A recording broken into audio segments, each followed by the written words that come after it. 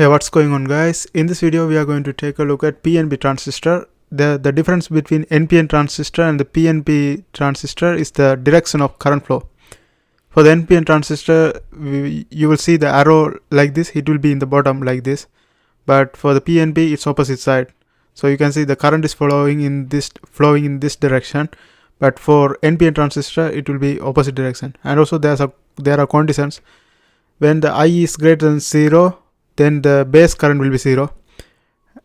This is emitter current. Emitter is here, and when the I is greater than 0, base current will be 0. And if IB is greater than 0, this base current is greater than 0, then IE will be 0. That's the only thing we have to know about PNP transistor. I hope you guys find this video helpful, and if you are trying to learn electronics, there are a bunch of videos in my playlist. I hope you guys watch that too.